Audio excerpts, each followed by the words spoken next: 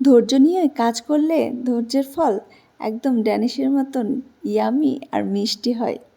আরে না না না না, ভাববেন না যে ড্যানিশের প্রমোশন করছি, একদমই না।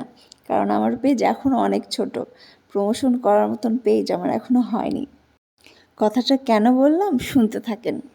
ততক্ষণে আগে বলি যে আজকে দুপুরের রান্নায় কি কি ছিল। তো আজকে একদম আলু ভাজি করা হয়েছে, আর এখানে হচ্ছে মসুরের ডাল সেদ্ধ করা হয়েছে প্রেসারে, শুধু বাগার দিতে হবে। আর হবে হচ্ছে একটা পাঁচমিশালি সবজি। ব্যাস, আজকে দুপুরের রান্না এখানেই শেষ। তো এখানে পেঁয়াজও কেটে রাখা হয়েছে বাগার দেওয়ার জন্য। এই যে পেঁয়াজ, কাঁচামরিচ। তো যেটা বলছিলাম, আসলে আমরা যে কোনো কাজই করি না কেন, অবশ্যই আমরা সেটা ধৈর্য নিয়ে করব। কারণ ধৈর্যটা আমাদের আগে দরকার। যে কোনো কাজ করতে গেলাম, ধৈর্য থাকলো না, একদিন 2 দিন 3 দিন করেই না, ভাল লাগছে না, এই কাজে সফলতা পাচ্ছি না, সহজে সফল হচ্ছি না, এইসব প্রশ্ন মাথায় আনা যাবে না।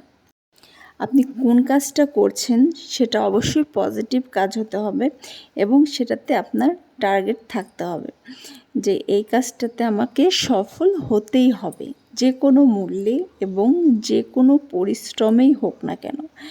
পরিশ্রমটা মাস্ট আপনাকে দিতেই হবে। তো গত কিছুদিন ধরে আমার মাথায় এটাই ঢুকেছে যে পেজটা, তাও আমার অনেক দিনই খোলা, মাঝখানে কিছুদিন কাজ করেছি, তারপরে আবার বাদ দিয়েছি নানান কারণে, শারীরিক কারণ, সাংসারিক কারণ, নানান কারণে করা হয়ে ওঠেনি। তো এবার চিন্তা করেছি আমি যে কোনো মূল্যে পেজটাকে দাঁড় করাবো।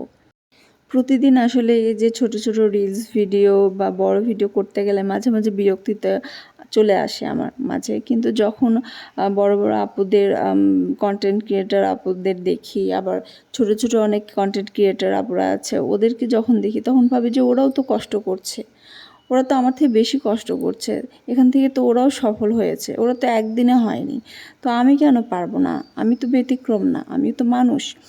তো সেটা চিন্তা করেই এবার আমি কাজে লেগে পড়েছি। তো দেখা যাক আসলে আমি পরিশ্রম কতটুকু দিতে পারি। শরীর স্বাস্থ্যেরও কিছু ব্যাপার থাকে, সব মিলিয়ে ঈশ্বর যদি আমার পাশে থাকেন, আমি অবশ্যই এখান থেকে সফলতা নিয়েই ফিরব। কথা বলতে বলতে এই যে দেখছেন আমি অন্যমনস্ক হয়ে গেছি। আর এদিকে আমার মাম্মাম দুইটা গিয়েছে হচ্ছে চা স্টলে চা খেতে। মানে ওরা এত বড় হয়ে গেছে, ওরা চা খেতে গেছে। তো যাই হোক, ওর মামির সাথে আর দিদুনের সাথে আর কাকার সাথে গিয়েছে। ওরা একদম বাসায় থাকতে থাকতে বোর ফিল করে মাঝে মাঝে, আমরাই থাকতে পারি না আর ছোটো বাচ্চারা। তো এই জন্য ওদেরকে বেড়াতে নিয়ে গেছে। এটা হচ্ছে সেই দিনকার ভিডিও, যেদিন আমরা বগুড়াতে যাই। তো সন্ধ্যার সময় ওদের নিয়ে গিয়েছিল। তো আমার মা থাকাতে আসলে আমি অনেকটা লাকি, কারণ আমি যে কোনো কাজে আমার মার হেল্প পাই। আর আমার বাচ্চা দুইটা যা দুষ্টু হচ্ছে দিন দিন, মানে ওদেরকে আসলে কন্ট্রোল করা খুবই মুশকিল হয়ে গেছে। বাচ্চারা তো এরকমই, আসলে ওদের এই বয়সে এনার্জি থাকে এরকম। তো যাই হোক, মার জন্য আসলে অনেকটা বেঁচে গেছি। আর এই যে এখানে ওরা পেস্ট্রি আর হচ্ছে পিৎজা খেতে চেয়েছিল, তো পেস্ট্রি আর পিৎজা নিয়ে এসেছি। তো সেটাই ওরা খাচ্ছে, ওদের ভীষণ পছন্দ। খায় আর কতটুকু, ওই একটু ঠুকুর মকর দিয়ে যা হয়, পাখির মতন খাবার খায় আর কি, খাবে এটাই বড় কথা। তো যাই হোক, ওদের জন্য যে পিৎজাটা আনি সেই দোকানের পিৎজাটা ভীষণ ভালো, ওখান থেকে আনা হয়েছে।